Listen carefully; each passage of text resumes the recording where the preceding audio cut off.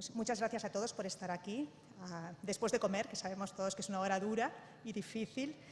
Vamos a empezar esta tercera mesa redonda del día sobre gestión de contenidos culturales y digitales con una ponencia, una intervención de Dominique Raca. Dominique, espero haber pronunciado bien tu nombre y tu apellido. Ya sabes que los españoles somos un poco malos para esas cosas. Dominique es la directora y fundadora de la editorial Sourcebooks, una editorial independiente que es líder en los Estados Unidos. Está especializada en poesía en formato audiolibro y en este género es líder mundial, pero también publica ficción y no ficción. Como emprendedora, lidera a través de su editorial proyectos de creación y de venta de contenidos digitales, a través de los cuales explora nuevos modelos de negocio, nuevos modelos de llegar a los lectores, como por ejemplo son la suscripción y el préstamo bibliotecario. Y ahora os dejamos con ellas. Thank you, Dominique. No nos oyen.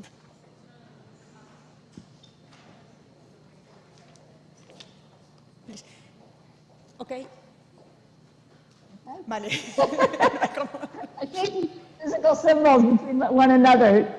Hi, I'm Dominique Raca. I'm the publisher of Sourcebooks, and I am incredibly excited to be joining you in Madrid to talk about the transformation of the book, which is a subject I am passionate about.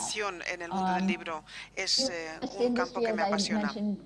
When I had my false start, Bueno, hace unos segundos he empezado a comentar que efectivamente se estaba transformando el sector entero, así que voy a hablar un poco acerca de lo que es esta transformación, el aspecto que tiene. Los datos son importantes. Voy a hablar un poco acerca del mercado del libro norteamericano, que es muy distinto al mercado español. Hablaré un poco acerca de quién es el cliente del libro electrónico o digital norteamericano, y esto es muy importante porque vemos que hay desarrollos muy parecidos en todo el mundo. Voy a hablar un poco acerca de los dispositivos y también comentaré un poco el trabajo que se está haciendo más allá del libro digital. Vamos a hablar brevemente del mercado, entonces. Lo que vemos es lo que podríamos ver si nos adentráramos. En términos de dólares, aquí vemos que ha habido un declive en los ingresos a lo largo de los últimos 2 años, 2011-2012. Si echamos un vistazo y comprendemos que esto no es el mercado del consumo, es el mercado de los estudios. Los consumidores, de hecho, compran cada vez más libros. Y luego, si comparamos el libro digital o el libro papel en el mercado del consumo, lo que apreciamos es un crecimiento fantástico del libro digital. Impresionante. En el 2008 prácticamente no se vendían y ahora mismo pues es una parte importante del mercado. En el año 2012 apreciamos esa cifra, ¿verdad? Vamos a ver qué pasa entonces si buscamos algún detalle. Vamos a comparar formatos. Aquí estamos viendo libros electrónicos o libros tapa blanda, tapa dura. Vemos el declive notabilísimo de los libros de consumo masivo, que son los libros chiquititos de bolsillo que publicamos en Estados Unidos. Y luego va creciendo el libro electrónico. El libro digital verdaderamente se ha disparado. Va mucho más allá de lo que iba el mercado masivo. Vamos efectivamente adentrándonos en el territorio de la tapa dura y de la tapa blanda. Vamos a ver un poquito más en detalle y apreciamos cómo este crecimiento se da básicamente en una categoría. Casi todo, no todo, pero casi todo, es ficción para adultos. Así que el fenómeno del libro electrónico en Estados Unidos básicamente aflora de una parte de nuestro sector, y es el de ficción para adultos. Muchos editores, muchas casas editoriales en Estados Unidos, vemos como este mercado ahora mismo supera el 50% del libro digital. Podemos seguir esta realidad, ¿verdad? Este mercado básicamente podemos decir que ha cambiado de rumbo. Vemos las categorías. ¿Cuáles son los que se ven impactados por los libros electrónicos en este mercado de ficción para adultos? Pues romances. Es una categoría muy fuerte en Estados Unidos, muy fuerte.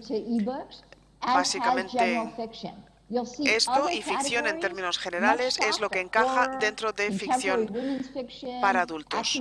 También hay misterio, detective, novela negra, fantasía. Han incidido menos si comparamos con la literatura de título general, podríamos decir, y romántica. ¿Y quién es este cliente?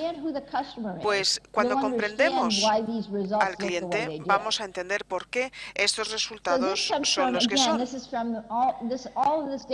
Vemos que estos datos emanan del Book Industry Study Group, el grupo de estudios, el lugar donde todo el sector se reúne. Así que aquí vemos información acerca de libros electrónicos consumidos. Vamos a ver entonces las cifras desde el año 2009. En el 2009 empezamos a preguntarle al cliente, al consumidor, cuáles son las ventajas, o sea, qué es lo bueno del libro electrónico, del libro digital, qué es lo que gusta. Pues lo más importante es la portabilidad. Y si vemos esas ventajas, la verdad es que es importantísima la portabilidad, porque lo que quieren es el poder llevar varios libros a la vez, acceso instantáneo a los distintos libros, una amplísima selección. Esto es lo que quiere el cliente, básicamente. Y si vemos por qué compran los clientes, por qué compran libros electrónicos en vez de libros papel, pues porque son más económicos, claro que sí, pero son más fáciles de descargar, el acceso es instantáneo, son más portátiles. Todas estas cosas, todos estos conceptos. Así que si lo pensamos desde el punto de vista de quién es este cliente, quién es el comprador, pues es un comprador, un cliente, un lector voraz. Y lo que hemos visto en Estados Unidos es que las personas que quieren libros electrónicos, los que más los piden son los grandes lectores, los lectores más voraces. Así que lo que hemos hecho ha sido transformar a nuestros usuarios masivos, los que quieren portabilidad. ¿Quiénes son? Pues la persona que está leyendo 3 libros a la vez. ¿Quién quiere el poder acceder a tantas obras distintas de forma simultánea? Pues la persona que lee muchísimo. Así que en Estados Unidos lo que hemos hecho ha sido transformar a estas personas que más leen, las hemos pasado a ebooks first, ebooks primero, porque estas son las personas que buscan la comodidad del dispositivo electrónico de mano. A estas personas las llamamos compradores de poder. ¿Por qué? Pues porque son aquellas personas que compran por lo menos un libro electrónico a la semana, compran muchísimos libros. ¿Quiénes son estas personas? Ese 17% de nuestra población de lectores de libros electrónicos son estos llamados compradores. Compradores o usuarios pesados, podríamos decir. Son mujeres. Son mujeres. Tienden a tener entre 45 y 54 años. 55 y 64. Lo vemos, ¿verdad? Tienden a ser algo mayores. Tienden a ser mamás, secretarias administrativas.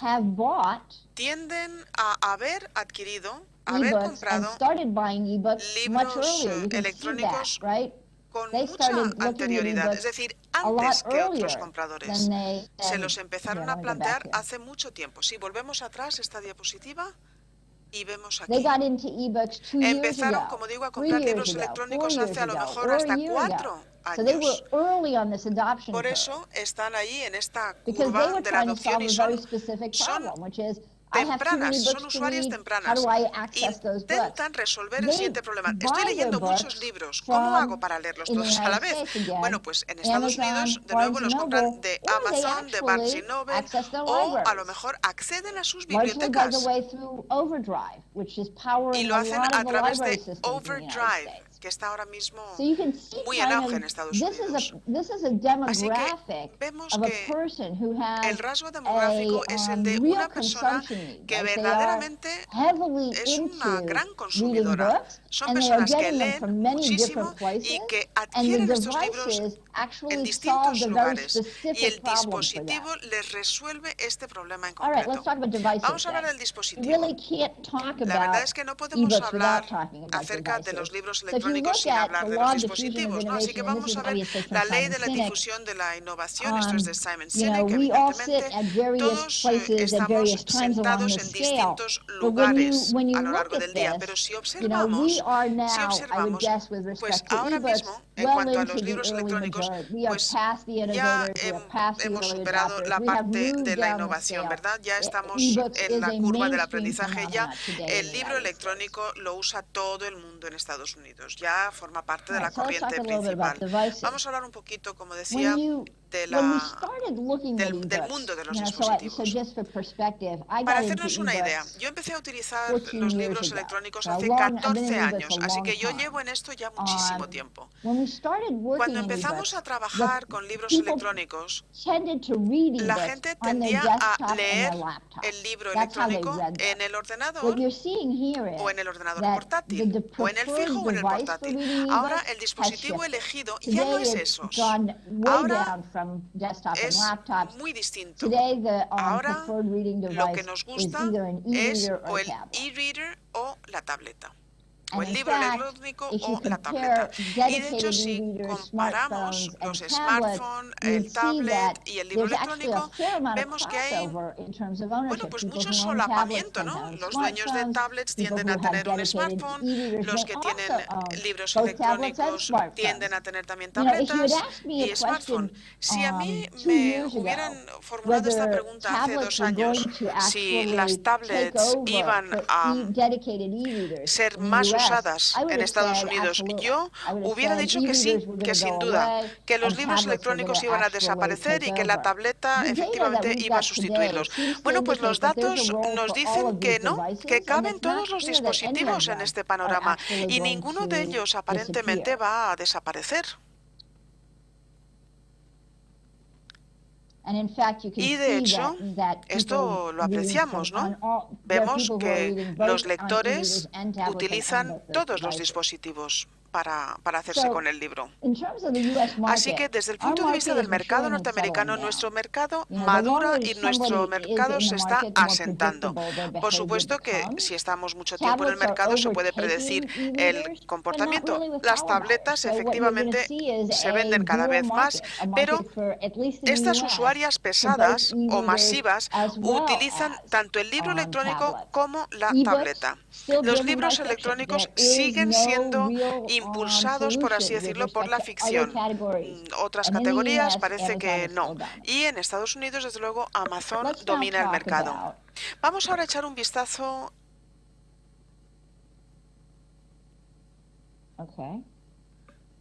Bien. La oradora buscaba su diapositiva.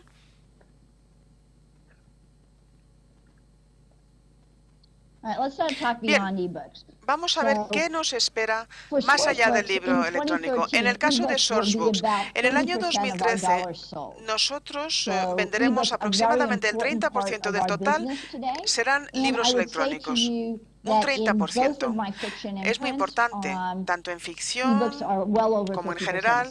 El libro electrónico representa pues el 50% de las ventas. Ahora bien, como decía, hay una transformación más lenta en las categorías como serían, por ejemplo, la de libros de referencia y libros para niños. Y apreciamos efectivamente que hay un mundo de oportunidades. Esto es lo que más, creo yo, nos debe de emocionar. A mí, desde luego, me emociona. Vamos a ver una cosa importante. Estos son diapositivas de una presentación que es esencial. Está en SlideShare, se llama Cómo el móvil está cambiando el mundo y son las primeras 4 diapositivas.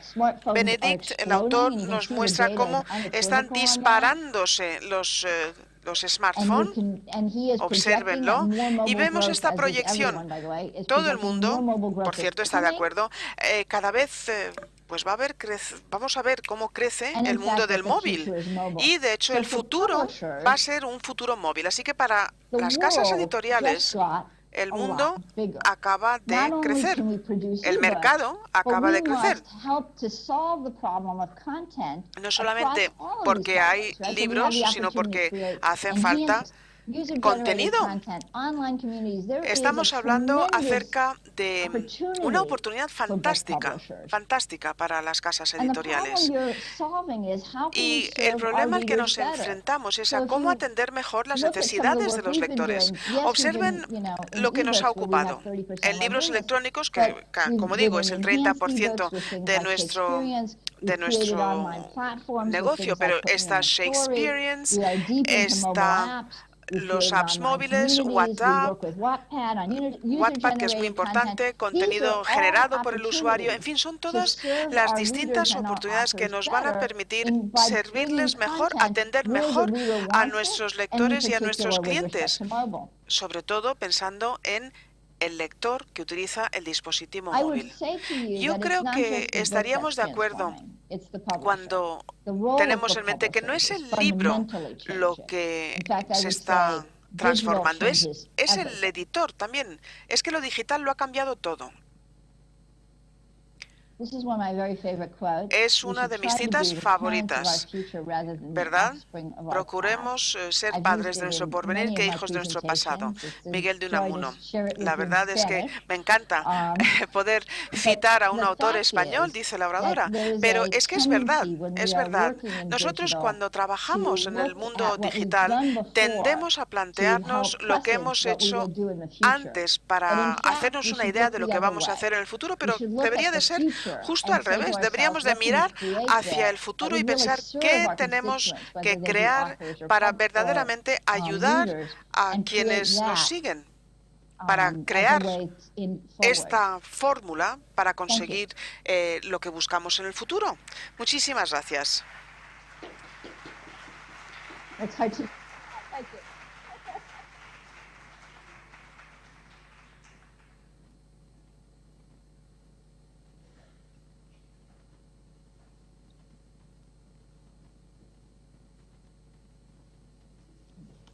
Si hay alguna pregunta del público, se la pasaremos a Dominique a través de mensaje de texto, debido a las dificultades que tenemos de audio.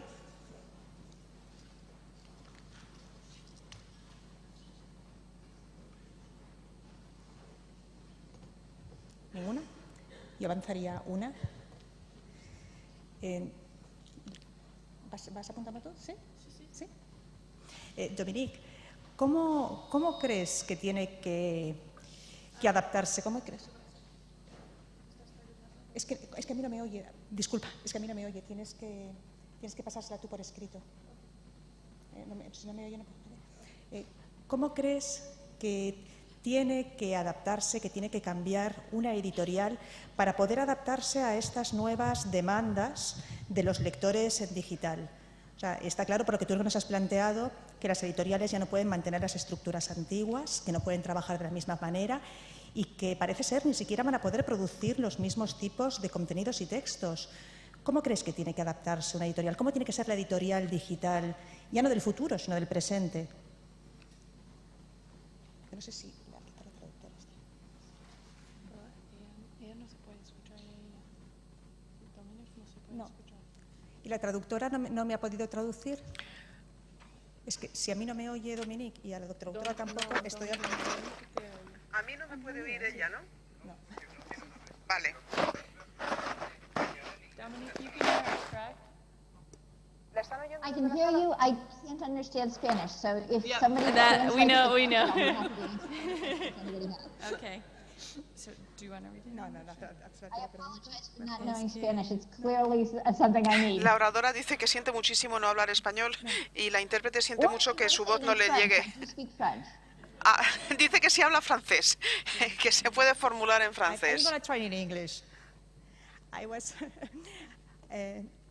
asking you how a publishing house must to adapt now to this new consumer, to this new reader that wants a new kind of reading, new text, and new ways to reach the book, the ebook.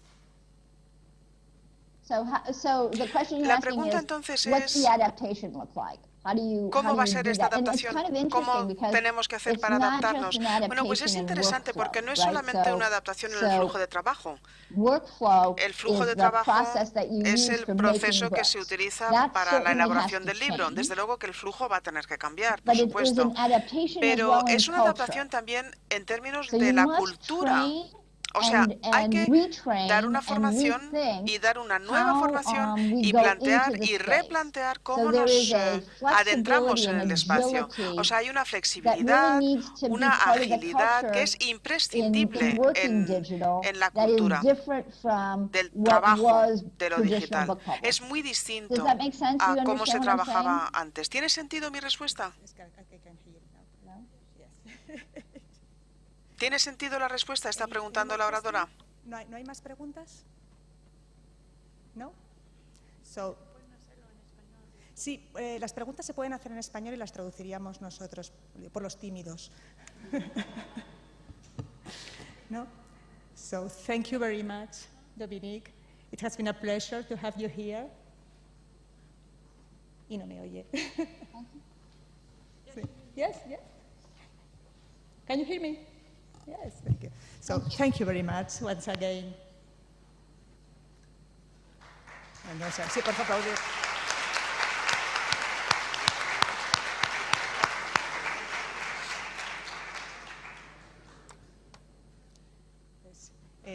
Damos por finalizada la conexión, pero finalicémosla de verdad.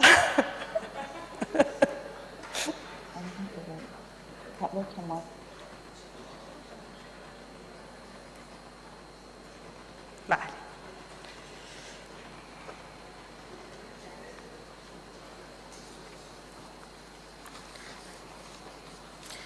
Bueno, pues después de la ponencia de Dominique vamos a dar principio a la mesa redonda sobre gestión.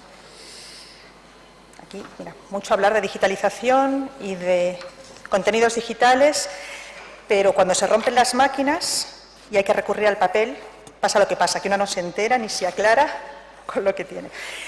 Tenemos como ponentes en nuestra mesa redonda, por una parte, a David Maeztu. David es abogado, anteriormente responsable de propiedad intelectual y nuevas tecnologías de Ruiz de Palacios y Asociados. Es licenciado en Derecho por la Universidad de La Rioja, máster en Administración y Gestión de Pymes en SDEN, curso de especialización en Protección de Datos por la Universidad de Murcia. Este título lo que da es un título en experto en el ejercicio telemático de la abogacía y de los servicios en e-administración. Caray, David. Miembro fundador de la Asociación ENATIC, de Abogados de las Tecnologías de la Información y el Conocimiento. Es miembro fundador de la Asociación Derecho en Red para la difusión de la cultura jurídica en Internet. Ha impartido clases en la Escuela Judicial de Barcelona a los jueces en prácticas sobre delitos con la propiedad, sobre la propiedad intelectual, contra propiedad intelectual e industrial. Ha participado en publicaciones sobre redes sociales, derecho y legislación procesal en la Sociedad de la Información y además es ponente y conferenciante habitual en seminarios sobre el tema. Pues, ¿nos acompañas, David?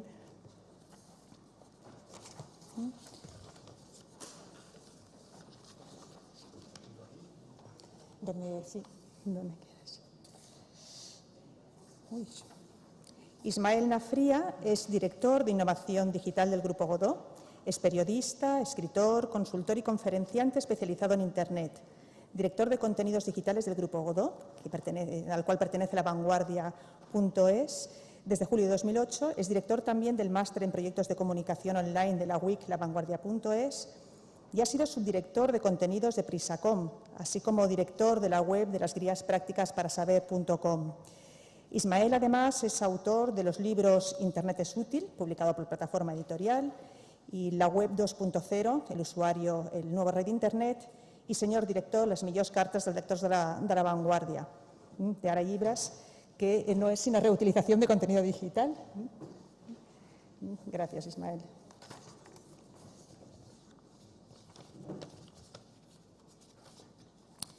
Y tenemos a Margarita Vázquez de Parga. Me vas a disculpar, Margarita, pero no encuentro el papel de tu presentación. Queda parar aquí. Ya está, solucionado. Margarita Vázquez de Parga es licenciada en Filosofía y Letras, Historia por la Universidad Complutense de Madrid y miembro del Cuerpo Facultativo de Archivos, Bibliotecas y Museos, de la sección de Archivos. Entre 1969 y 1970 fue delegada de los servicios de archivos de las provincias de Burgos y directora de archivos de la Delegación de Hacienda de Madrid. Más tarde fue coordinadora del programa de catálogo colectivo de publicaciones periódicas en las bibliotecas españolas. Después directora del Centro de Información Documental de Archivos, el CIDA. Del 86 al 96, subdirectora general de Archivos Estatales del Ministerio de Cultura. Y desde el 97, desde 1997, colabora con Informática del Corte Inglés como consultora senior de gestión documental y de archivos. Desde 2005 es también miembro de la Junta Superior de Archivos del Ministerio de Cultura. Colabora con la UNESCO, es miembro del Comité Consultivo del Programa Memoria del Mundo, del Comité Consultivo del Director General para las Autopistas de la Información y del World Panel on Information and Communication Technologies, miembro del Grupo de Trabajo en Documentación de su Comisión Española. Desde 1980 a 1996 colaboró con el Consejo Internacional de Archivos como miembro del Buró y de los comités de automatización y de publicaciones. Fue vicepresidenta también de su comité ejecutivo entre el 86 y el 96 y presidenta de la Comisión de Planificación y Seguimiento de su programa profesional entre el 92 y el 96. Es y ha sido ponente en numerosos congresos, jornadas y cursos y autora de numerosos artículos. Miembro del Grupo de Trabajo de Archivos de la Unión Europea entre el 92 y el 96, miembro del Consejo Asesor del proyecto ERPANET de la Unión Europea y en 1992 recibió la Medalla de Oro del Ministerio de Bienes Culturales y Ambientales de Italia y la Orden de las Artes y las Letras de la República Francesa en categoría de oficial. En 1996 recibió la Orden del Mérito de la República Francesa en su categoría de caballero y es también miembro de honor del Consejo Internacional de Archivos. Impresionante, Margarita. Nos has dejado sin palabras a todos.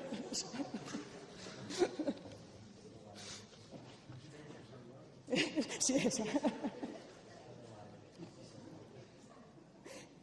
Pues está y tiene que estar. La verdad es que se han dicho ya muchísimas cosas interesantes y se han formulado ideas que han ido introduciendo todo el tema del que vamos a tratar en esta mesa redonda, que es la gestión de la información, de los contenidos y los dispositivos digitales.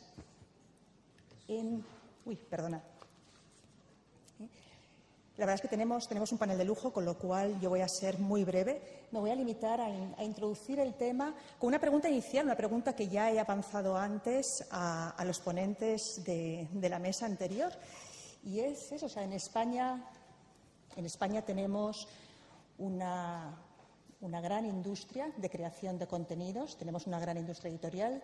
España es la cuarta potencia del mundo en creación de contenidos, en producción editorial. Tenemos muchísimas herramientas de creación de contenidos, de autoedición, que se están utilizando de forma muy, muy profusa, que está dando lugar a ingentes cantidades de contenido. Tenemos además las plataformas necesarias para la distribución y gestión de estos contenidos. Los usuarios españoles son heavy users en el sentido de que poseen dispositivos de lectura, poseen tabletas, es decir, tenemos todos los elementos necesarios para constituir un mercado sólido de contenidos, para tener un buen mercado de contenidos editoriales. Estamos más o menos al nivel de Francia y de Italia, por debajo de Alemania y por debajo de Gran Bretaña. Y, sin embargo, la industria editorial digital, la industria de contenidos editoriales digitales, no acaba de arrancar. Antes se ha hablado de piratería, se ha echado la culpa un poco al usuario, pero ¿realmente podemos decir que el usuario es el culpable único y último de que los contenidos digitales no se vendan? ¿Es realmente el usuario, sus malas prácticas, lo que hace que esta industria no acabe de despegar? ¿Cuál creéis vosotros que es la causa? Margarita. Bueno, ¿se oye? No, sí. Yo creo, sinceramente, Arantxa, en la sesión anterior también nos han dado una visión como muy pesimista. Javier decía, imposible, esa industria cada vez va a ir más para abajo. Yo creo que es un poco el terrorista que trata de animar el cotarro. Pero, sinceramente, yo lo que pienso es que quizá dentro del propio mundo editorial hay que cambiar un poco el chip y pensar que en lugar de ir a lo que es la edición y el sistema de edición tradicional, pero en soporte digital, hay que ir a otro concepto, cambiar un poco el concepto, que es más poner en valor nuestros activos culturales, digitalizarlos, gestionarlos y ofrecerlos como distintas formas de acceder a ellos. No tanto el concepto de libro, pero con una información mucho más interactiva, más dinámica, de tal forma que no sea simplemente entrar, bajarse un libro y leerlo en mi tableta o en mi dispositivo. Por otro lado, también los dispositivos de lectura tienen que adaptarse, y con ellos el software necesario para ello, de tal forma que se pueda dar satisfacción a esa necesidad de la ubicuidad de la información. Yo accedo donde quiero, cuando quiero y como quiero, con mi dispositivo, a lo que me dé la gana, desde un libro, una guía turística, una lección de aprender inglés. O sea, que es como un mundo muy dinámico, muy vivo, y no simplemente lo que es la edición así. Yo veo el mundo de la... Yo soy optimista porque creo que todo el mundo de la generación de contenidos es una explosión. Hoy día, además, quien no esté en Internet no existe. Y tienes desde las instituciones culturales, dentro de lo que es la situación de caída actual en este momento, por lo que ya todos sabemos, la crisis, la política que llevan nuestros políticos, de recortes, de todo. Pero aparte de eso, yo creo que aún así todo todavía hay unos programas muy amplios de conversión de activos culturales en analógicos en digitales y en facilitar el acceso a través de Internet. Eso todavía es algo que ha disminuido, pero sigue muy vivo. Luego creo que hay otro elemento que no podemos desdeñar y que también está generando una cantidad de contenidos digitales que dinamizan todo el mundo de esos contenidos, que es la implantación de la administración electrónica. La administración electrónica está haciendo que toda la administración esté digitalizando sus servicios, desde la información hasta los elementos, los sistemas que tienen de tramitación. Todo está cambiando y se está digitalizando, y aquí hay que tener nuevas formas de gestión de todos esos activos digitales, además tan importantes como son los documentos que son el sustento de la legalidad jurídica, tanto de las administraciones como de los derechos de los ciudadanos. Luego tenemos la educación virtual, el e-learning.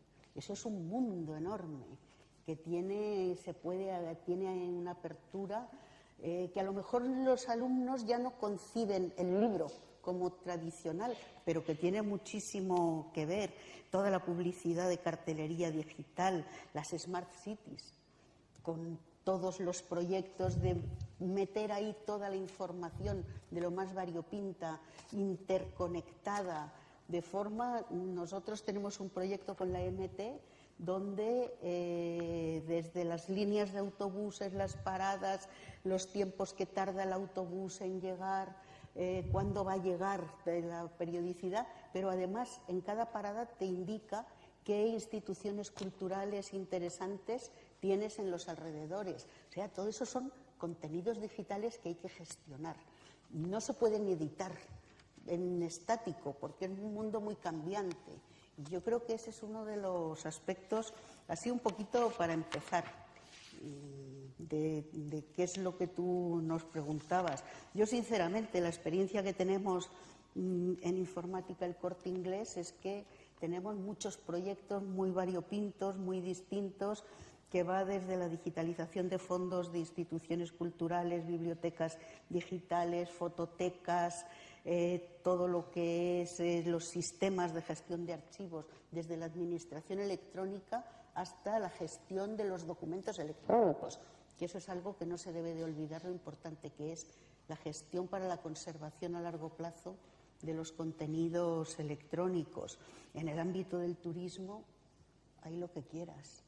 Para todas las agencias de viajes, compartir contenidos, de prepararte los viajes que a usted le gusten y tener inmediatamente toda la oferta, todos los portales, no sé, hay que... Bueno, en el ámbito educativo, por ejemplo, tenemos el proyecto de Parlacat, que se hizo para la Generalitat de Cataluña, donde son también toda la generación de contenidos. Pero esos contenidos que no son solamente el libro, sino son ejercicios para los alumnos, exámenes, elementos para el profesor. O sea, obviamente todo eso lo hacemos en colaboración con expertos de la enseñanza. No lo puede hacer solo informática el Corte Inglés, sino que lo hace con todos sus expertos. Pero es esa otra cosa también para editores. Tenemos proyectos de plataformas de edición. En fin, yo así, no sé si me he pasado ya en tiempo, pero porque no llevo el reloj, me lo he dejado. Pero yo creo que realmente hay un futuro muy grande, que hay que explorarlo, que ya lo vemos. Además, desgraciadamente, todos nuestros jóvenes llenos de talento se están yendo y están triunfando en el Silicon Valley, en Alemania, con ideas brillantes, y en este mundo. Entonces, la pena es por qué no lo hacemos aquí.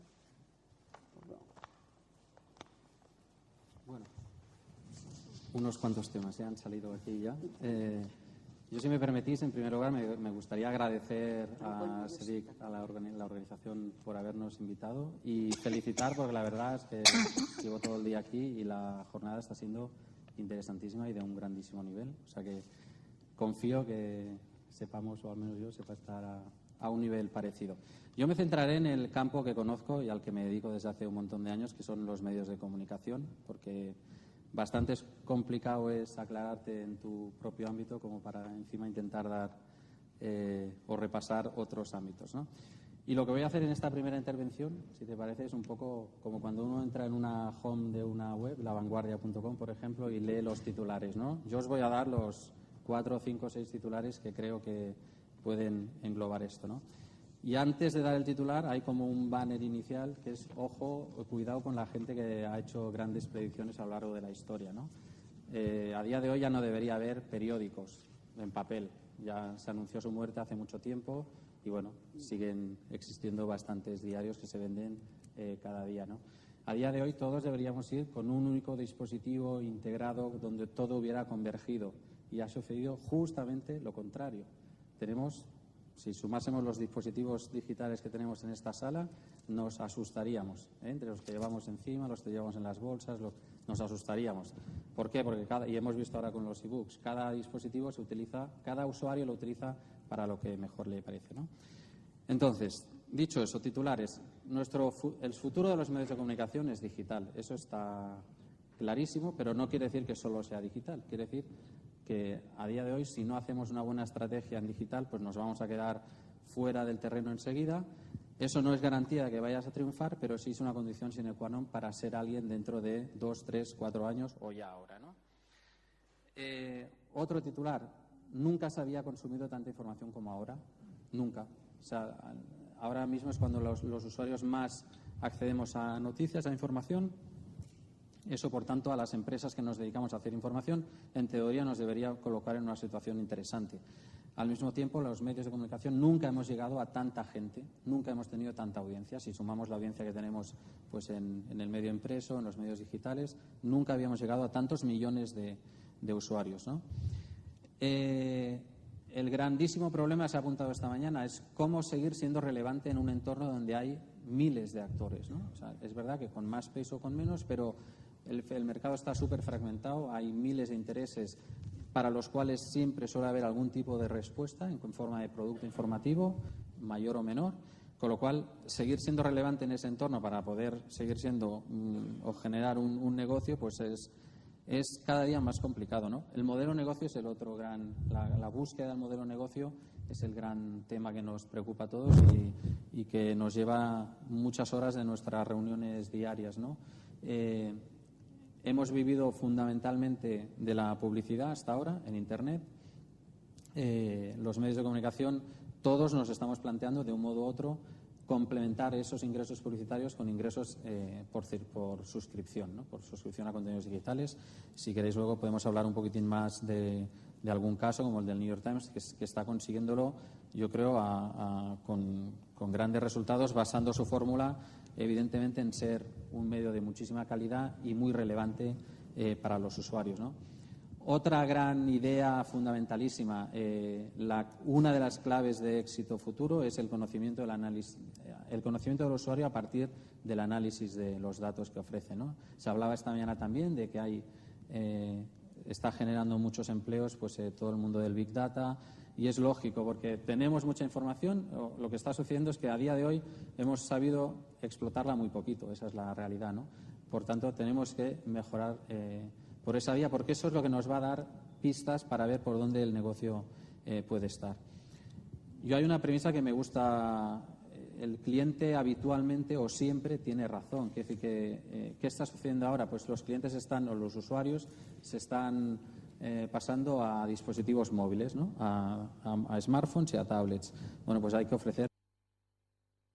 La publicidad en esos dispositivos todavía está un poco retrasada. Bueno, sí, pero es que la gente está ahí. 1/3 de nuestras visitas cada día ya nos llegan desde dispositivos móviles. 1/3, 1 de cada 3, ¿no? Pues tendremos que encontrar la manera de explotar eso, ¿no? Y bueno, y el futuro, ya digo, es una suma de estas cosas, pero que si lo tuviera que resumir, yo diría atender muy bien a lo que los usuarios te piden e intentar hacer un producto de la suficiente calidad y relevancia para seguir siendo tú un actor importante en su vida y, por tanto, poder monetizar esa relación que tienes con el usuario, pues de todos los modos que puedas, ¿no? Publicidad, suscripciones y cosas en paralelo a haber acumulado esa audiencia importante que les puedas ofrecer. Yo soy optimista, no soy iluso, pero es un mercado difícil, es un mercado complejo, donde la lucha es muy dura, pero al mismo tiempo creo que es imposible que no acaben surgiendo después de este periodo un poco de convulsión, acaben surgiendo escenarios donde se pueda seguir haciendo un buen negocio, haciendo buenos contenidos periodísticos. Bueno, yo en primer lugar también agradecer la invitación, agradecerles a ustedes su presencia a una hora un poco valiente para hablar de estas cosas y de cualquier otra, ¿no? En relación a la pregunta que se nos había planteado, es por qué quiero destacar 4 palabras clave de esa pregunta para tratar de avanzar en una respuesta. Mi formación es más jurídica y por lo tanto igual tiendo a ver las cosas demasiado en un ámbito jurídico, pero creo que a veces en ese mismo ámbito se están buscando las respuestas de una forma errónea. Y paso a señalar estos 4 conceptos. Es decir, la pregunta era ¿por qué el mercado de contenidos digitales no ha avanzado al ritmo que se esperaba? Entonces, mercado. ¿Existe mercado? Creo que es evidente, se ha puesto en manifiesto tanto por la prensa, pero pensemos, por ejemplo, en las obras en dominio público, de las que las bibliotecas son guardianas, conservadoras y preservadoras, ¿no? de todo este patrimonio. Si nos pusiésemos a leer todas las obras que hay en dominio público y por las que no habría que pagar derechos, podríamos estar toda la vida leyendo y no terminaríamos.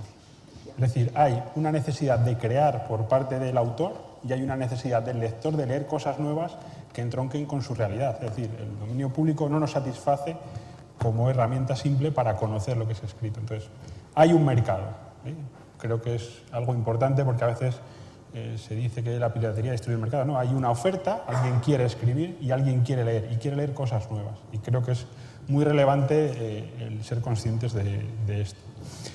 Cuando se habla de contenidos, el mercado de contenidos digitales, tendemos a pensar en los contenidos tradicionales, prensa, televisión, audiovisual, fonográfico, los libros. Lo que ha sucedido es que los productores tradicionales de estos contenidos se han visto desplazados porque los distribuidores han encontrado otros contenidos que monetizar. información de los usuarios, que también es contenido, información pública a partir de datos. Es decir, ha habido un cambio y existe una pelea en la cadena de distribución y de producción del contenido. Es decir, el distribuidor ha encontrado que puede monetizar los contenidos que le proporcionan los usuarios y, por lo tanto, prescindir de cierta manera del productor tradicional. Y esta es donde empieza la fase de que los productores tradicionales han reaccionado un poco buscando amparo en la ley. Entonces, el ritmo, estamos en un problema de ritmo, de que no va a la misma velocidad el negocio, porque se ve por las cifras, el negocio de quienes distribuyen, de quienes proporcionan los soportes para el consumo o para el disfrute de esos contenidos, con el negocio del contenido en sí mismo, como digo, desde un punto de vista tradicional, ¿no? Y aquí es donde empieza a haber la fricción. Si tú estás ganando miles de millones de euros, ¿dónde está mi parte, ¿no? Es parte de todas estas reflexiones que nos traen a todo este tipo de foros. Se ve esa disonancia. Y aquí es donde, digamos, lo esperable y no esperable, y en el ritmo es donde interviene un poco, a mi juicio, la legislación, ¿no? Donde el legislador está optando por atender a medidas que no están demostrándose efectivas, fundamentalmente la represión. Es decir, se está persiguiendo al usuario, lo que se comentaba esta mañana, impedir que el usuario acceda, y no se está poniendo el acento en una de las cuestiones que para mí son esenciales. ¿Cómo voy a dotar de contenido si no tengo los derechos sobre el contenido? ¿Cómo voy a poder gestionar el contenido si para digitalizar algo tengo que pedir permiso a todos los autores? Si un autor ha fallecido y no entra en dominio público, tengo que buscar a los herederos. Si no soy capaz de localizar a los herederos, etcétera, etcétera, etcétera. Con lo cual podemos tener un contenido muy bueno, muy relevante, muy deseado, pero que no podemos poner allí donde está el usuario. Con lo cual estamos generando un problema de distribución en el mercado. ¿Vale? No opino que todas las soluciones las dé el mercado, pero sí opino que en este caso particular, y ya los tribunales estadounidenses, una sentencia contra un programa P2P lo decían, bueno, igual la legislación, cuando se introducen mejoras tecnológicas en un mercado que ya está muy establecido, como es el de contenidos, antes de adoptar una posición legislativa deberíamos esperar un poco a ver cómo reacciona y cómo evoluciona el mercado, porque a veces ofrece respuestas más razonables que el legislador. Y vivimos en una época en la que en 15 años se ha transformado por completo la explotación de los derechos, es decir, de una manera radical. Y queremos dar respuesta de hoy para mañana. Y a veces el legislador pues, no es lo bastante inteligente, previsor, actúa de acuerdo al largo plazo, a pensar qué es lo que pasa. Y yo creo que hace falta el dar un paso atrás, observar y tomar decisiones un poco en este sentido. Entonces, ¿qué debe hacer el legislador? Facilitar la puesta a disposición del contenido, facilitar lo que quiere el usuario, porque a veces los titulares de derechos no pueden hacerlo y creo que se está fallando por ahí. Entonces, hay una parte, evidentemente, la piratería o el uso de contenido sin autorización puede generar un problema más bien relacionado con el precio que con el acceso. Netflix decía que España, no vino a España por unas otras cuestiones, pero decía que el usuario español era un buen usuario para Netflix porque está acostumbrado a consumir su producto en Internet y no debe educarlo. Entonces, esa realidad está ahí. Podemos hablar de un problema de precio, podemos hablar de otras cosas, ¿no? Pero tengamos en mente que igual la respuesta legislativa no está siendo adecuada y debemos centrarnos en facilitar a quienes tienen el contenido que lo puedan explotar en Internet, que yo creo que es lo que ahora mismo más está fallando. Y básicamente quería dar respuesta con esto a la pregunta que nos planteaste. Habéis tocado los tres puntos comunes, os habéis centrado parte de vuestras respuestas en las necesidades y las demandas de los usuarios, que probablemente era una de las asignaturas pendientes hasta ahora de los creadores y los gestores de los contenidos. El contenido se creaba, se gestionaba para un público que no tenía ni voz, ni voto, ni cara y del cual se sabía muy poquito de ese perfil. Ahora, a través de Internet, gracias a Internet, de la web 2.0, 3.0 ya, sabéis quién está al otro lado de la pantalla, sabéis además lo que os están pidiendo, lo que necesitan y lo que quieren, pero por otra parte os están haciendo a vosotros la competencia. El usuario se está convirtiendo en creador de contenidos, lo cual plantea un problema jurídico en cuanto a propiedad intelectual. A vosotros como medios de comunicación, Ismael, os está planteando un problema de competencia porque se está generando un montón de información gratuita y además de calidad. de calidad, bueno, a veces, vale. Pero se está generando mucha información, a veces de calidad, por personas que están motivadas simplemente por el éxito y por las lecturas que puedan generar y que están atrayendo a un público que antes os pertenecía a vosotros. Y el usuario también está empezando a gestionar esos contenidos que antes se encontraba ya organizados y estructurados, y se está encontrando con la necesidad, a veces no respondida, de tener que gestionarlos por su propia cuenta.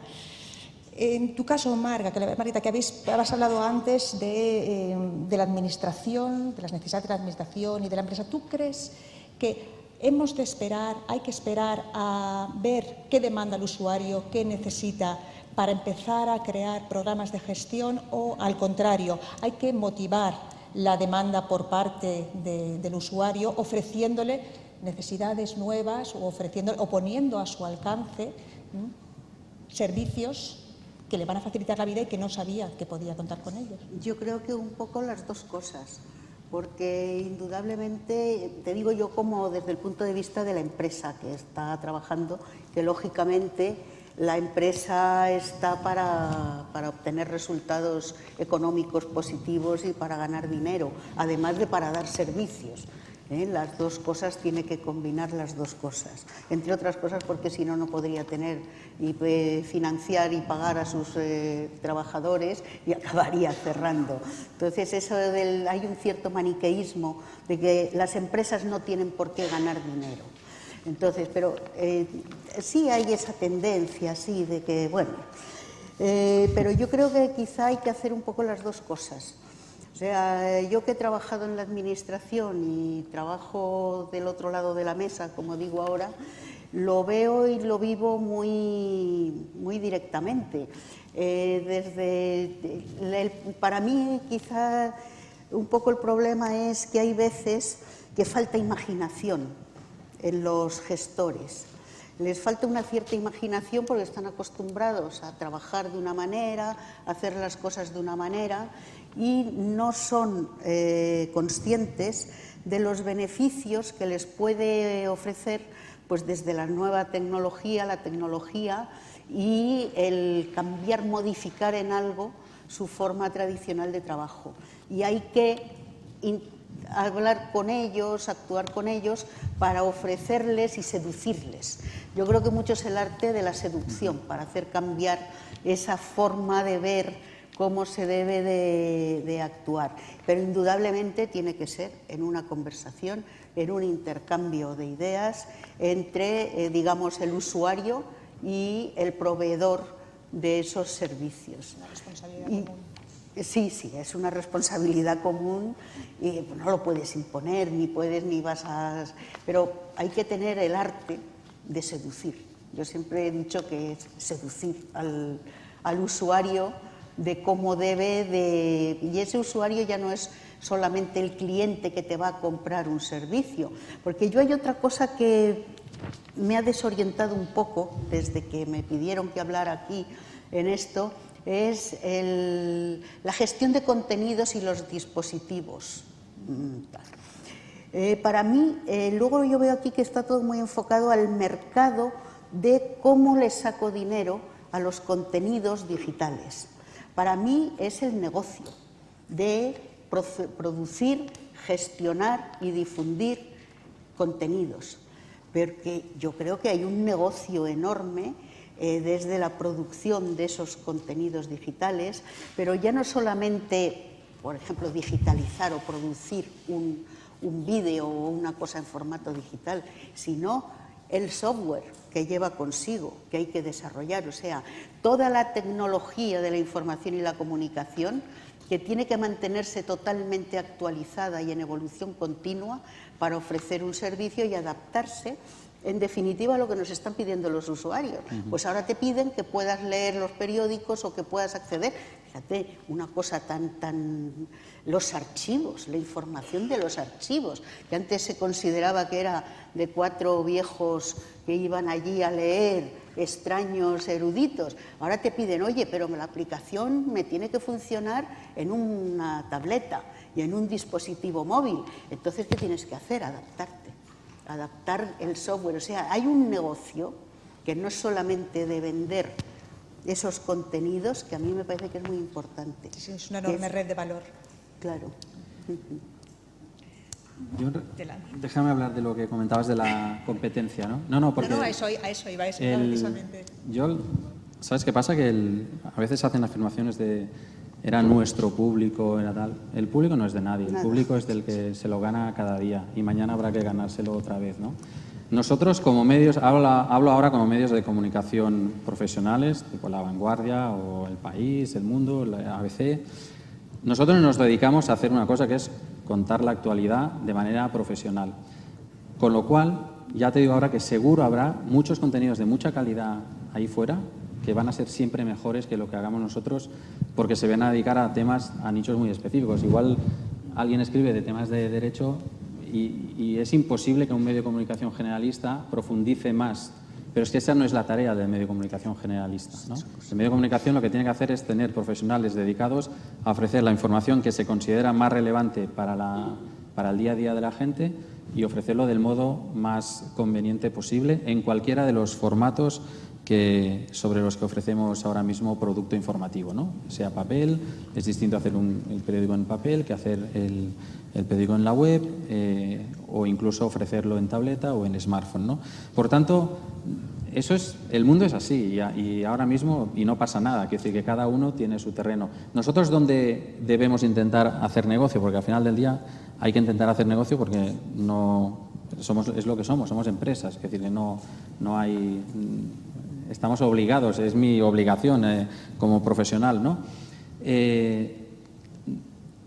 Lo único que puedo hacer es intentar conseguir el mayor número de público posible, de la mayor calidad posible, e intentar de ahí generar el mayor negocio posible. Quiere decir, captando la publicidad a los anunciantes que quieran llegar a esa audiencia, eso por un lado, haciendo que esos usuarios de un modo u otro quieran pagarme por la información que ofrecemos, que yo no soy en absoluto partidario de hacer muros de pago radicales, pero sí que el muro de pago que se llama poroso, que es que te permite acceder a toda la información hasta que hayas consumido un cierto límite de noticias al mes, por ejemplo, y a partir de entonces te hagas suscriptor.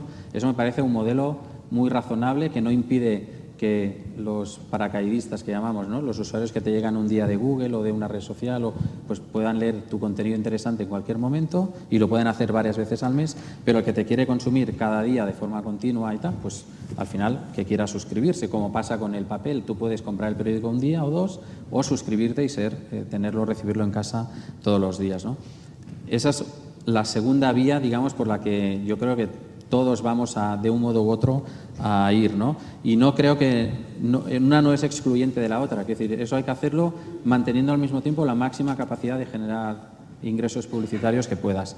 Y la tercera vía, que es la menos explotada a día de hoy, es la que irá derivada de conocer bien al usuario sus intereses, su perfil y qué otras cosas, además de la publicidad y el pago por los contenidos, le puedes ofrecer y te puede comprar, ¿no? Pues estoy hablando, yo qué sé, proyectos de cupones que llevamos un tiempo haciendo y que la verdad pues es prometedor al menos los primeros resultados, ¿no? Y eso lo tienes si tienes la audiencia y les puedes ofrecer eso de forma masiva. Si no tienes la audiencia no te lo puedes ni plantear, ¿no?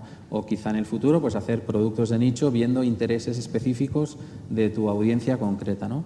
Por tanto, bueno, yo creo que hay terreno para muchos, ¿no? Pero en nuestro caso lo que tenemos que hacer es esto que cuento, no hay mucho más, pero en España, en Francia, en Inglaterra o en Estados Unidos. O sea, estamos todos los medios de comunicación, absolutamente todos, desde el New York Times al último diario de provincias que queramos decir, estamos en lo mismo. ¿Y ha cambiado, o sea, a través de la lectura en diferentes dispositivos, cambia nuestra forma de leer? Con lo cual tiene que cambiar vuestra forma de dar las noticias, de llegar de emitir, de gestionar y de generar esos contenidos. O sea, ¿de qué forma estáis gestionando vosotros el hecho de que la noticia tenga que leerse lo mismo en un smartphone y cada vez más que en una pantalla mucho más grande de un ordenador o de una tableta grande? Bueno, pues la respuesta sencilla de dar, difícil de aplicar, es que hay que hacer el producto que mejor se adapte a cada momento, a cada situación, a cada dispositivo, a cada formato. en un periódico se lee de una determinada manera, es un formato súper cómodo, está testeado desde hace siglos, o sea que ha evolucionado mucho y es un gran producto y sigue siendo un gran producto. Pero evidentemente el periódico te está contando las noticias que sucedieron hasta ayer a las 12 de la noche o las 10, depende de la hora que se cierre. Lo que ha sucedido hoy, la operación del Rey o cualquier otra cosa que haya sucedido, no te la está contando si ahora alguien se compra el diario, ¿no?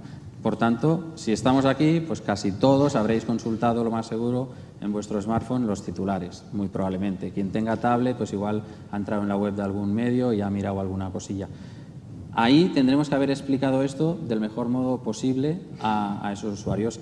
Es verdad que a día de hoy, por ejemplo, la narrativa que se está utilizando en móviles y en tabletas todavía es la menos evolucionada. Estamos, por decir algo, haciendo lo que se hizo hace muchos años, que era trasladar el contenido del papel a la web. Bueno, ahora estamos trasladando el contenido de la web al móvil, ¿no? Bueno, pues ya iremos evolucionando y mejorando, ¿no? Y lo vamos haciendo. Es decir, por ejemplo, en el móvil nos funciona muy bien pues cosas tipo las narraciones minuto a minuto, no solo de partidos de fútbol, a veces de cualquier acontecimiento que requiera una actualización continua de la información. O sea, ¿no? casi que es un formato Twitter. 140 caracteres. Sí, bueno, o 2.900, es decir, tantos como haga falta para explicar bien eso, y mientras la gente te va leyendo. Entonces, ese es un reto profesional muy importante, al mismo tiempo lo hace también apasionante, ¿no? Porque el poder ir, digamos, creando estos, cómo debe ser este medio y qué ha sucedido, por ejemplo, y acabo la respuesta con esto, con las tablets, hemos visto que ha habido aplicaciones, pues tipo Flipboard o otras, ¿no?, que han sido más ágiles y más rápidas en crear formatos que se adaptan especialmente bien al consumo en tableta, ¿no? Que nosotros también vamos a acabar haciendo cosas parecidas y ya lo estamos haciendo posiblemente, ¿no? Pero ¿qué te enseña esto? Que, bueno, que el que aparece de nuevo tiene siempre más agilidad y tiene más, no lleva todo el peso de, no sé, La Vanguardia tiene 132 años de historia, que se dice pronto, ¿no? Pues, bueno, no es lo mismo trabajar en La Vanguardia que en Flipboard posiblemente, ¿no? Que todo lleva un poco más de tiempo, ¿no? Y lo mismo vale para El País, El Mundo o cualquier otro medio que queráis, ¿no? Por otro lado, te da una ventaja de que tenemos millones de usuarios al final del mes que te permite pues, aprender muchísimo de si el producto que estás haciendo pues, tiene sentido o no, si funciona o no, y vas adaptando evidentemente lo que haces a eso, o lo intentas. Y volviendo, David, a la pregunta original de la cual nos hemos desviado un poquitito, te preguntaba eso, el usuario está generando cada vez más contenido, ese contenido está siendo reutilizado a veces por los medios de comunicación, a veces por los demás usuarios.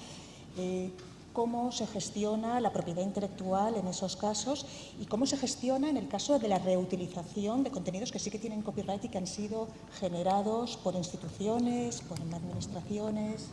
Nos enfrentamos a un problema de masificación del uso, es decir, la gestión de contenidos por parte de una empresa cuando había un número determinado de autores, un número fijo, pues presenta unos retos. Y el momento en el que estamos, en el que cualquiera genera, pues nos obliga a pensar también en otro tipo de soluciones. Yo creo bastante, he participado en algún proyecto de tecnología semántica, de copyright semántico, es decir, que sean las máquinas las que tengan la capacidad de decidir qué se puede hacer o no con una obra. Es decir, hay una serie de derechos de propiedad intelectual, vamos a definir una ontología, qué hacemos, qué no hacemos, cómo lo hacemos, y que sea el ordenador en el que si yo no tengo derecho para leer un periódico en Perú, pues que el propio dispositivo diga que lo hago o no lo hago, y confiar también en la respuesta de la tecnología. Esto es, digamos, un poco más avanzado de lo que ha sido Creative Commons, que ha sido muy importante para los usuarios. Supongo que todos más o menos conocéis el proyecto Creative Commons, la filosofía que lo inspira, ¿no? y que está basada en pasar de una cultura del permiso. Yo, para poder usar un contenido, tengo que buscar al autor, localizarlo, el problema que yo comentaba antes, sino, bueno, que sea el autor el que ya me ponga cuáles son las condiciones para su permiso y que yo directamente lo use aplicando esas condiciones sin tener que localizarlo y todo ese trabajo, esa gestión. Eso es llevarlo un paso más allá, llevarlo a los metadatos, llevarlo a la semántica. En el fondo es dotar de contenido al contenido. Es decir, podemos tener un texto muy bueno, pero hay una capa detrás que la informática es capaz de tratar y de la que tenemos que aprovecharnos para desarrollar pues, bueno, todos los elementos necesarios para que un autor pueda decidir qué pasa con su obra y que realmente pasa lo que decida. En el fondo yo siempre creo que es una cuestión de libertad. Yo no quiero que nadie ponga sus cosas gratis en Internet. Si La Vanguardia decide un modelo de negocio y se estrella, pues será su problema. Es igual que si yo abro un despacho de abogados en el Alto de Navacerrada. Y pues si no va nadie es mi problema, pero si yo decido abrirlo allí, nadie me tiene que decir no lo abra usted aquí, ¿no?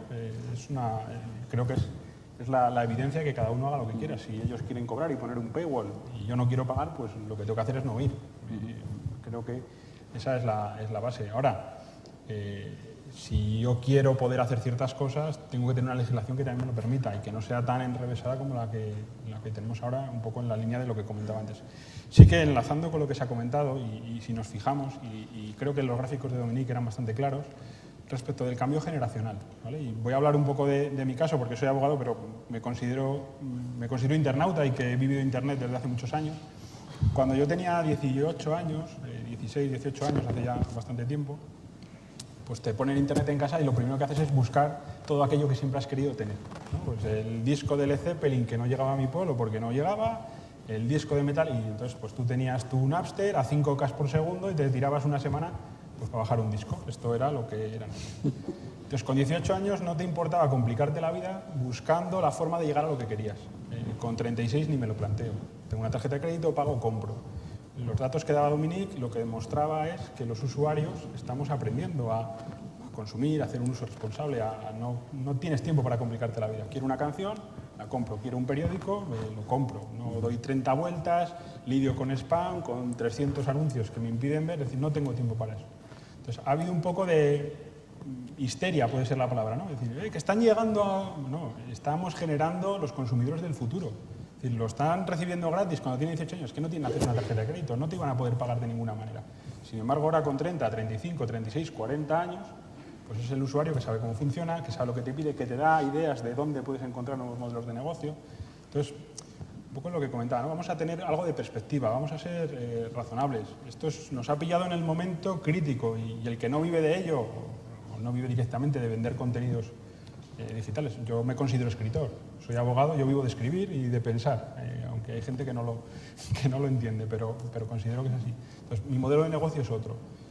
Pues claro, esto es muy fácil decirlo de fuera, que al que le están quitando, o el que siente que está perdiendo dinero, pues lo ve de otra manera. Pero en el fondo estamos un poco histéricos con cambiar todo, con proteger, con poner vallas, en vez de tratar de conducir el río, de hacer que fluya, de aprender de dónde quiere ir el río y de ponernos en las riberas en función de dónde vaya y no de desviarlo, ¿no? Que nos pasa lo que nos pasa, que nos desborda, nos confunde y no sabemos dónde llegamos. Y creo que eso es escuchar al usuario, son cosas que se están diciendo y aprender.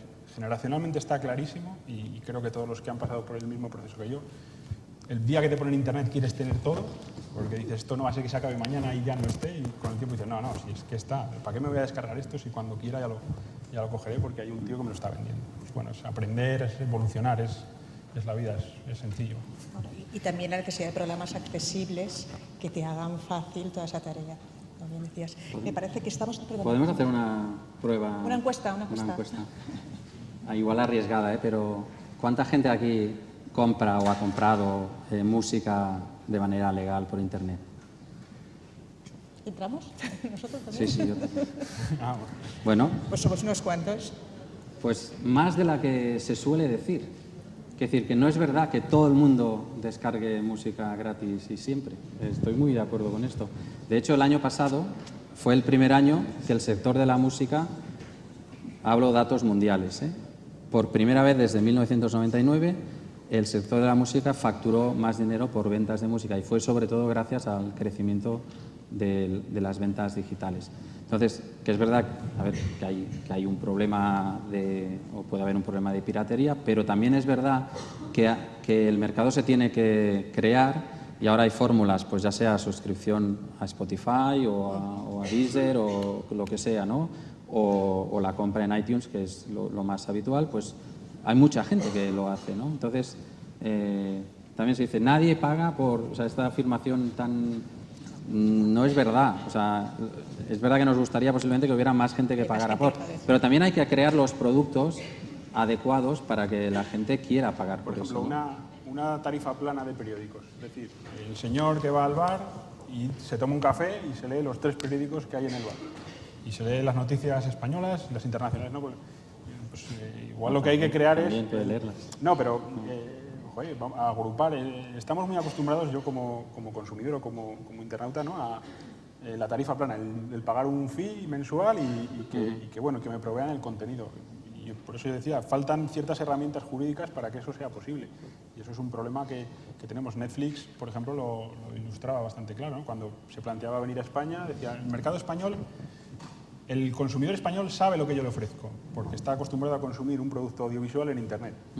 Independientemente de la vía legal o ilegal, ellos decían que para ellos era un mercado potencial. Ahora, si empezamos a gestionar los derechos y resulta que lo que quiere el usuario es tener acceso a todo el catálogo y tenemos que andar poniendo barreritas porque esta película está, esta no está, las ventanas de distribución. Claro, y además hay que pagar a 17 personas que son titulares de derechos respecto de esta obra, pues al final no cuadran las cuentas. ¿Estamos poniendo la solución en el lugar adecuado? Yo creo que no. A mí me encantaría poder pagar una cantidad al mes y poder leer todos los periódicos. Porque me da miedo que el paywall al final lo que pase es que para poder leer El Mundo, que lo ha puesto en marcha ya, para poder, pues eso al final, me suscribo a un periódico pero no a dos. Eso es muy complicado. Ya, es lo que los usuarios, pedimos. Pero por pedir que no quede. ¿No? Si dicen que escuchan a los usuarios... Es buena idea. Bueno, entramos ya en los 15 minutos de preguntas del público. Que sigue tímido.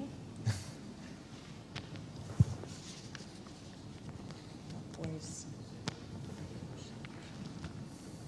A ver, no sé dónde está el micrófono, por favor. Está aquí. Está aquí delante. Tenemos una ahí atrás y luego tenemos una aquí delante. Gracias. Para Ismael, un poco sobre el... Creo que no se te oye aún. ¿Sí? ¿Se me oye? Sí, te oye.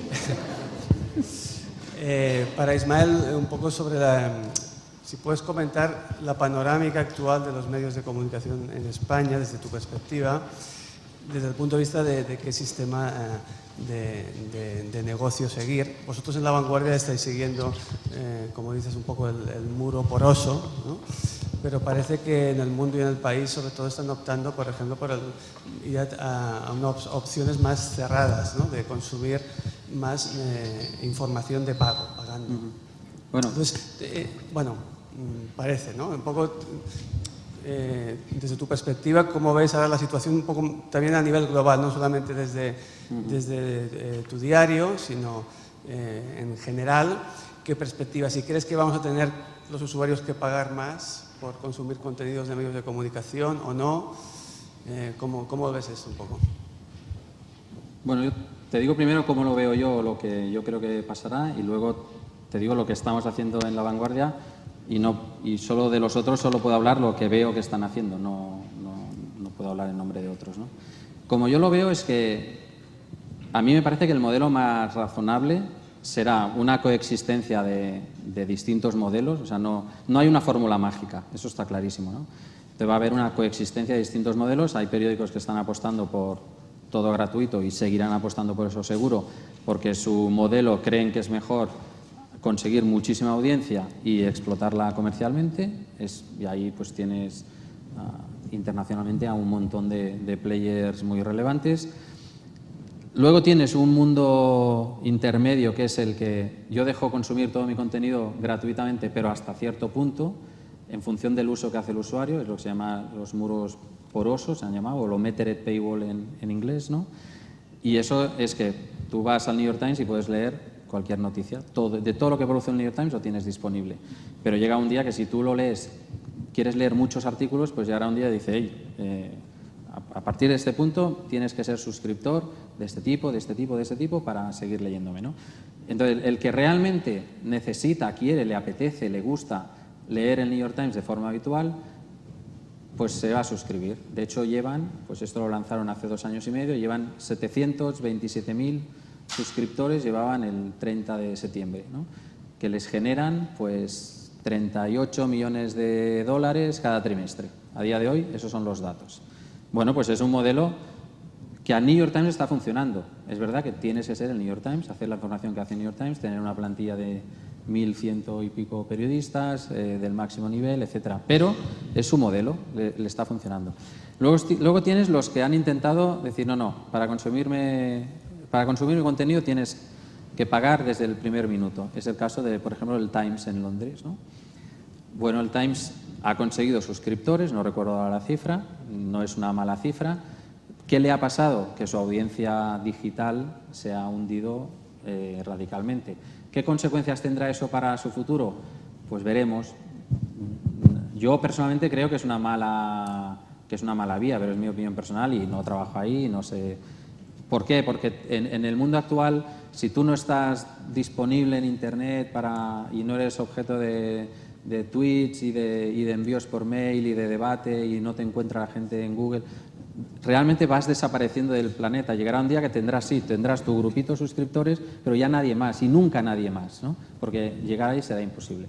Por tanto, mi opinión personal, lo que yo haría si fuese el responsable final último de un medio, que no lo soy, pues sería un modelo Metared haciendo el producto de la máxima calidad posible, porque también esa es otra, que no es tan sencillo poner el producto ahí y ya van a venir. No, estás compitiendo con el país, que hace un muy buen producto, estás compitiendo con El Mundo, que hace un muy buen producto, estás compitiendo con ABC, que hace un muy buen producto, y en Cataluña con otros, ¿no? Con lo cual, lo primero es hacer bien los deberes, hacer muy buen producto y luego aplicar la estrategia que creas. En nuestro caso, a día de hoy, no estamos todavía en el modelo poroso, lo estamos considerando como se está considerando otras opciones. Estamos en un modelo ahora mismo que sería un modelo adicional, un cuarto modelo, si quieres, de los que he contado, que es un modelo freemium, que es una parte de la información, de hecho la que se hace durante todo el día digitalmente es gratuita. Si quieres acceder al contenido que procede de la edición impresa del diario, esa es de pago. Es el modelo en que estamos a día de hoy y desde hace tiempo, ¿no? Y respecto a la competencia, el cambio más importante último lo ha hecho El Mundo. Y El Mundo lo que ha hecho precisamente es un modelo Metared, poroso. O sea que ahora tú puedes acceder a los contenidos prácticamente todos del diario El Mundo, ya sean procedentes de la edición papel o de la web, pero cuando consumas 25 artículos a lo largo del mes te van a pedir que te suscribas. Y El País a día de hoy no... Hay rumores de todo tipo, pero no se ha manifestado con detalle.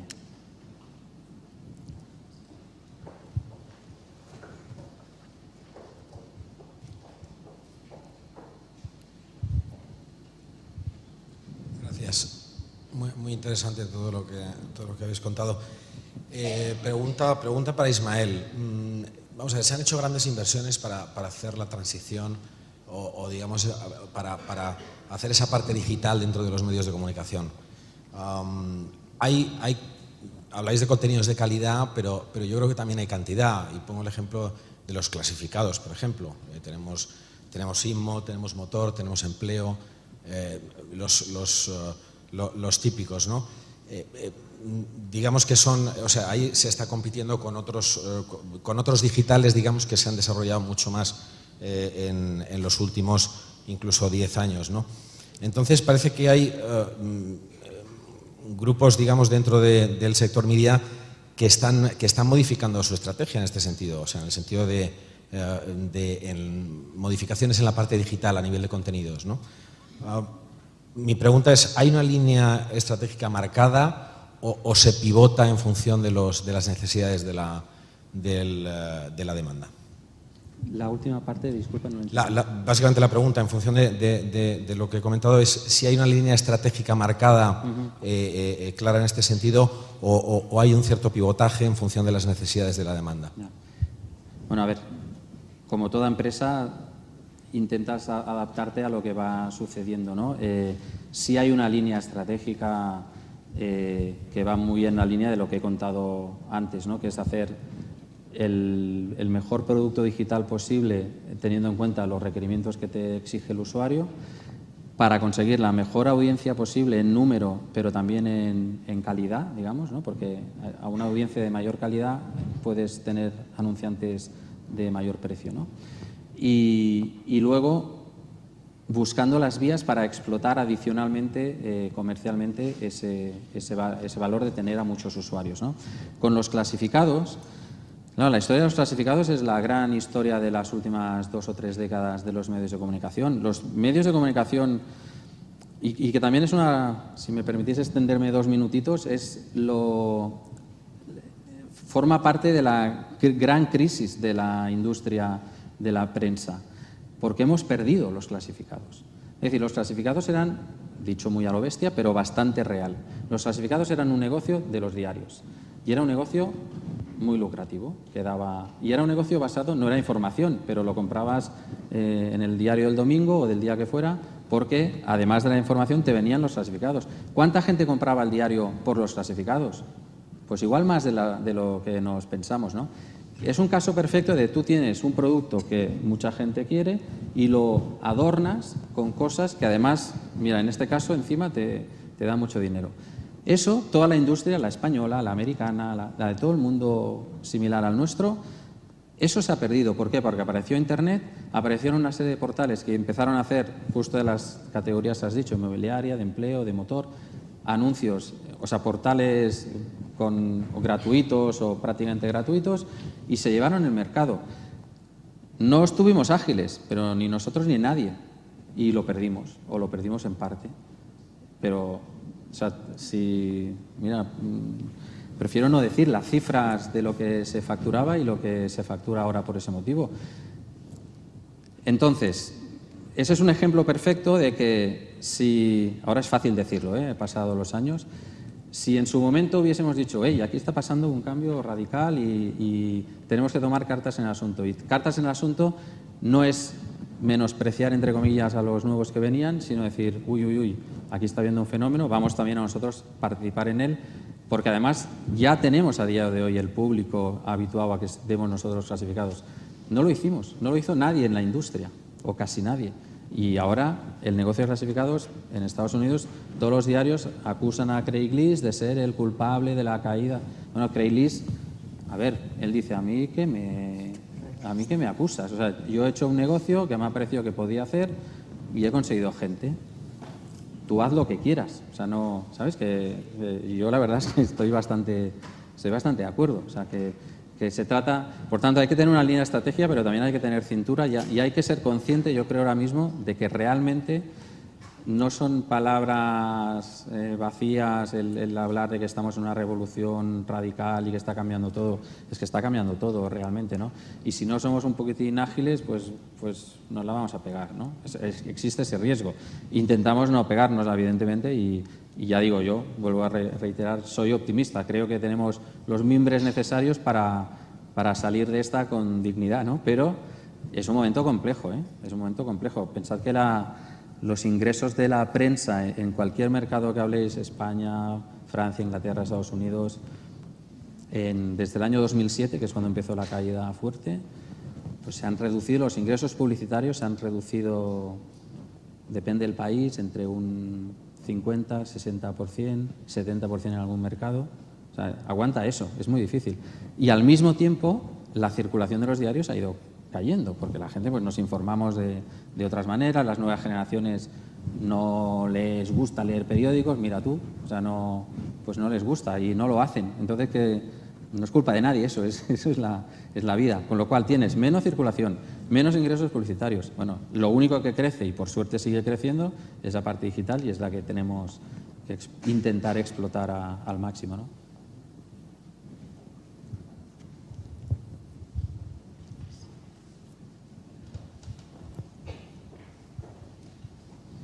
Yo me estoy quedando. ¿Cómo veis vosotros desde fuera un poco el papel de las bibliotecas en todo este ecosistema digital? ¿Cuál creéis que puede ser este papel de las bibliotecas? Pues yo creo que el papel que la biblioteca ha jugado como motor de difusión de la cultura, es decir, la biblioteca y el archivo ha servido, como decía, para preservar y para difundir y tiene que seguir jugando un rol importante en eso. La vía que legalmente hay, la vía de las excepciones, la vía de reconocer esa función en la ley de propiedad intelectual y que haya los límites a los derechos de los titulares que permitan de alguna forma que se desarrolle esta labor por parte de las bibliotecas, presenta un reto respecto del acceso, ¿no? El digital en principio es una cuestión que puede acceder cualquiera desde cualquier lado, bueno, ver cómo lo limitamos. Por eso digo, la información para la gestión de los derechos, a través de la semántica, a través de los metadatos, a través de ese contenido del contenido, pues es un papel, pero yo creo que a pesar de lo que pueda parecer, la biblioteca sigue siendo esencial en esto. Y bueno, como decía, a saber lo que pasará dentro de unos años, seguramente me equivoque o acertaré, ¿no? Pero creo que tiene un papel muy importante para jugar, porque creo que en muchas ocasiones, y cuando me toca hablar con bibliotecarios, demuestran, frente a esa histeria de la industria más tradicional, una visión a largo plazo más consolidada y que creo que se demuestra con el tiempo que es más correcta, ¿no? Entonces, bueno, pues creo que siguen plenamente vigentes y que deben seguir siéndolo. Esa es mi opinión. Sí, yo simplemente añadiría lo que estoy totalmente de acuerdo. Ahora, eso sí, la biblioteca y los bibliotecarios tendrán que reconvertirse para conservar esos documentos que están en un soporte tan inestable como es el soporte electrónico. Es distinto, tú tienes ahí un códice del siglo XV en pergamino y eso es piel de vaca y no lo rompe nadie, mientras que el soporte electrónico puede desaparecer. Por eso es tan importante esa conservación. Yo creo que el papel de la biblioteca, aparte de difundir, es conservar todo ese patrimonio bibliográfico, y tiene que hacer un esfuerzo en establecer la metodología, cumplir los estándares, poner los medios tecnológicos, el know-how y todos esos metadatos enormes que hay que incorporar ahora a cada documento electrónico para garantizar que se van a conservar. Más en la conversión de formatos. Bueno, es complejísimo lo que es toda la conservación de los documentos electrónicos a largo plazo, porque claro, la obsolescencia tecnológica es salvaje y hay que estar continuamente manteniendo aquello. Y eso, pero yo creo que no es que se acabe el papel de las bibliotecas, al contrario, se refuerza enormemente, van a hacer falta más bibliotecarios de los que ha habido hasta nunca, y eso sí, tendrán que tener una formación adecuada para ser capaces de conservar aquello y de gestionar ese nuevo tipo de documentos, que siguen siendo libros o revistas o lo que sean, o audiovisuales, pero con otra serie de características que exigen unos estándares y una metodología distinta y mucha tecnología. Por eso también hay que cambiar un poquito el chip de los bibliotecarios o los archiveros. Es lo mismo. Creo que no hay tiempo para más preguntas. Muchísimas gracias a los tres. Ha sido una conversación muy interesante y hasta la siguiente. Gracias a ustedes.